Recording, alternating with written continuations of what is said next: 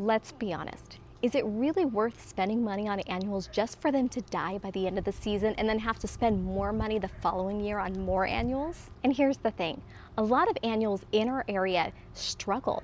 We live in a harsh environment, but I'm going to give you 5 annuals that actually not only do great in our area, but thrive in our area. Stick around to the end because I'm going to give you the secret ingredient to actually making our annuals the best you've ever seen. The first annual I'm going to talk about is actually Coleus. Now, not just any Coleus I'm talking about. I'm talking about 2 specific varieties of Coleus by ColorBlaze. Now, the varieties I'm talking about are Ridiculous and Lime Time. These 2 varieties have performed so amazingly over the past, I don't know, 6 years in my yard. You will love it. You can plant them in the sun. You can plant them in the shade. I have done both. And I'm telling you, this plant not only survives our heat, but thrives in it. Now, I have planted this plant out front, in the sun, and in the shade, as well as my backyard, and this plant has done amazingly in either condition. They grow about 3 feet tall, 3 feet wide, and I'll tell you, there's a lot of different varieties out there, and you can absolutely try them. It's just these are the 2 that I have experience with and that I know does well. I plant this plant specifically for the foliage. Lime Time has a bright chartreuse color green that is so beautiful that even in the shade, the color pops. Ridiculous is a burgundy color that is so beautiful and so deep, but doesn't blend in the background. It really pops. Now, I don't care for the bloom stalks, so I do end up cutting those out. But the cool thing about this, you don't actually need any tools to do it. You can literally just take your finger and pop them off, and it's as easy as that. And what that does is when you take off the blooms, instead of sending your energy to the blooms, I'm just continuing the energy into the foliage, and that makes the plant just grow bigger and better. So if you're like me, go ahead and snip those off. I understand that's more work, but trust me, it is so worth it. The second variety on my list is actually Begonias. And again, not just any Begonias, but I plant the Surefire Begonias by Proven Winners. That variety has done so well for me. Last spring was the first time I planted it, and it thrived all winter long. Now, I will tell you, this is considered an annual. However, it is actually overwintered in my yard. So therefore, technically, maybe it could actually be a perennial or a semi-perennial, meaning that it maybe lasts a season or 2. But hey, that saves us money right there. But I'll tell you, this variety itself is so beautiful. I bought the Surefire in white, and the leaves are so green and so beautiful, and the blooms are so dainty, and guess what? There's no deadheading. That's a huge thing. I do not want plants that I have to fuss over and take care of on a constant basis. So having something that just does the work is a winner in my game. Now, once again, Surefire comes in many different colors. You can have pink, you can have white, you can have variegated leaves, different colored leaves, all these ideas. So you don't have to get the white. I'm just telling you that's the one I planted, and it has done amazing for me. It can grow anywhere from 12 inches all the way up to 2 feet tall and wide. It is a beautiful plant to tuck in anywhere, including pots. Now, the next plant that I'm putting on the list is actually sweet potato vine.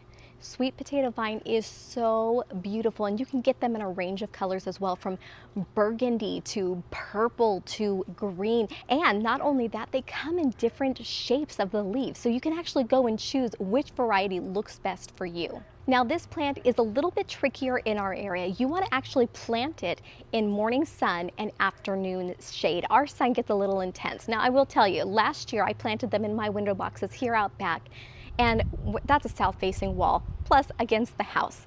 And all summer long, it gets sun throughout the entire day. It really does. So in the afternoon, mine did wilt. But once the sun went down, the leaves perked right up. So don't do like me. If you want it to look magazine cover beautiful, don't plant them in the full sun like I did. But if you plant them in the morning sun and afternoon shade, it's going to keep its vibrant colors in the leaves and just shine for you all season long. Now, sweet potato vines can actually grow anywhere from 6 inches all the way to 16 inches, and they can spread up to 3 feet long. Imagine the impact in a pot or on a window box. That would be absolutely breathtaking. Now, from my research, I found out that not all sweet potato vines trail down. There are some that grow up. How amazing would that be to see something growing on a pergola or an arbor?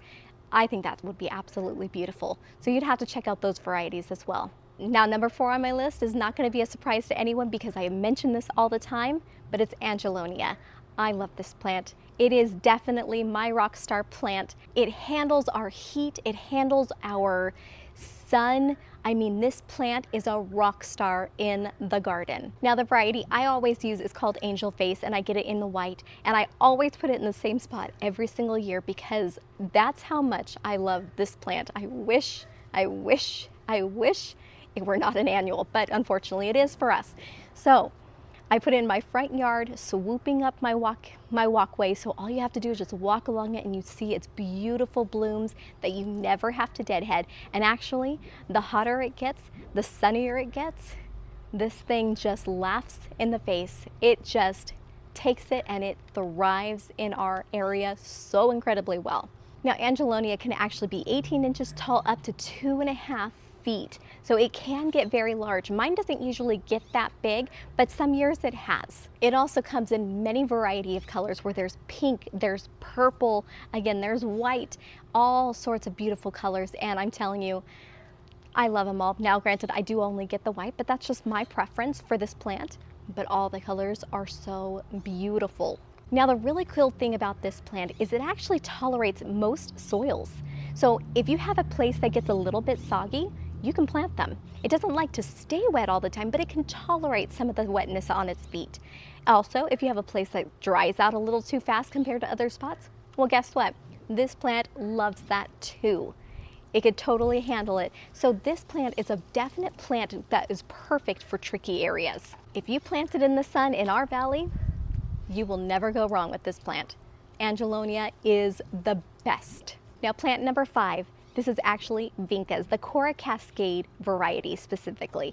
And this plant, I'm telling you, I know that we probably see Vincas a lot, but there's a reason we see them a lot in our area. And that's because they're always full of bloom the entire summer long, and they do so well in our sun and our heat. If you have an area in your yard where you just need a pop of color, and I'll tell you, the Cascade Cut series comes in many different colors, your plant is going to thrive.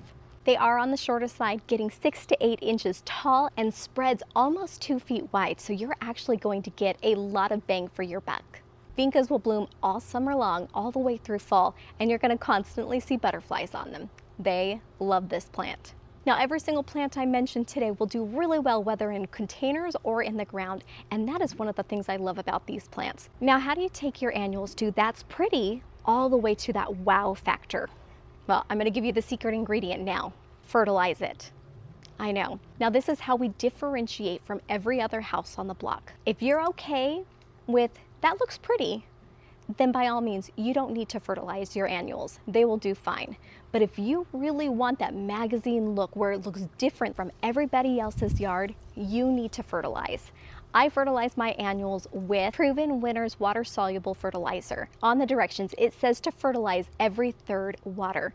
Well, that's not realistic for me, and I don't think it needs to be realistic for you either. First of all, that's going to cost a lot of money. Second of all, that's a lot of time. And remember, gardening is fun. It is a hobby. We don't want to turn this into something we don't want. So I recommend fertilizing once a week and leave it be. And that should do enough fertilizing to make it bloom. In the past, I have done all sorts of things. I have fertilized every single week, and I have fertilized half the year, and I have not fertilized at all. And all the time, they looked beautiful. But I'll tell you, the years that I fertilized on a regular basis of every single week, that made a huge difference, So I definitely recommend once a week of fertilizing if you're going to do it. Now, when I actually plant the plants in the ground, I do put plant tone into the hole specifically, and that gives it a nice big jump start. But then fertilizing it every single week is the key to our success here. And that's it.